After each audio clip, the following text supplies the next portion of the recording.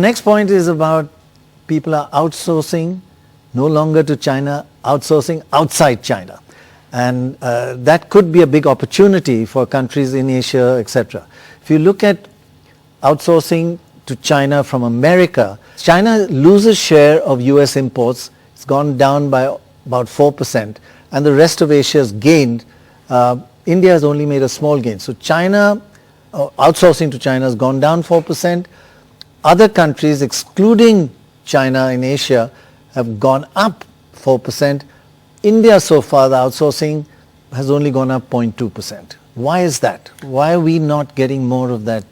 Well, first change? To put this in perspective, what's going on, Yeah. which is that China was the factory of the world for much of the last 2 or 3 decades, where everybody in America or Europe wanted to set up a factory in Yes, China, given yes. the scale they have, the Yes. low wages they've had. The last few years, a couple of things have happened. One, the Chinese wages have shot up a lot, making it a bit more uncompetitive. And Right. two, for geopolitical reasons, Yeah. I think that people don't want to put all their eggs in the Chinese basket. They Right. want to diversify out Yeah, there. yeah. And so they're looking for new investment destinations.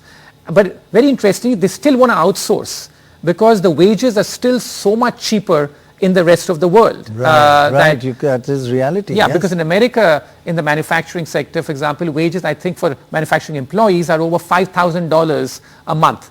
But look at the wages that you have in the rest of Asia. It's not even $500 a month. So there's a lot of incentive to still outsource, just that people don't want to do that to China anymore. Because of geopolitical all their wages reasons, going up. Yeah. wages going up. And so which are the places that they're looking for? It's been Vietnam, Cambodia, Bangladesh, and even India's wages are very competitive, and we've Yeah. seen some gain, Your but just data not as on much. that, actually, if you could take us through this, because China's wages are now much higher than the rest of Asia, and you can see there's a, basically as China's economy has developed, the rest of Asia has a wage advantage over China.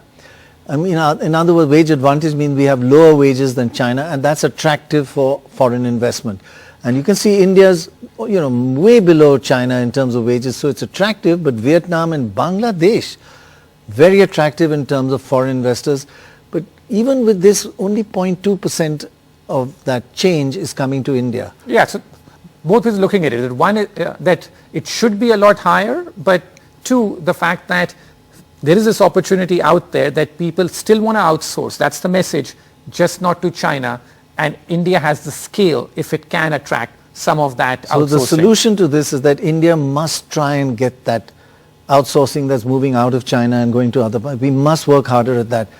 I mean, when I first started the World This Week, I mean, the China change in wages, when I was there before you were born, people were going around on bicycles with Mao outfits. Thousands and thousands of bicycles on their main streets. I went into factories, they were Soviet type, old fashioned, with poor, everybody poor. Then came the first McDonald's, then came the first golf course, and now there are 2,000 McDonald's.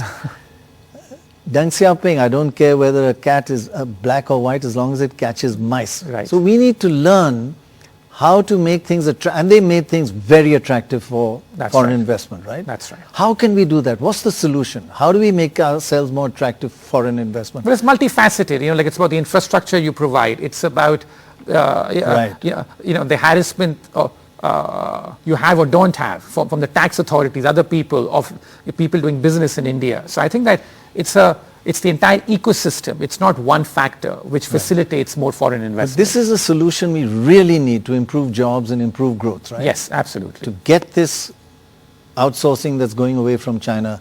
At the moment they come, look at India and then go to Vietnam. So there's something we need to change. We need a solution on that.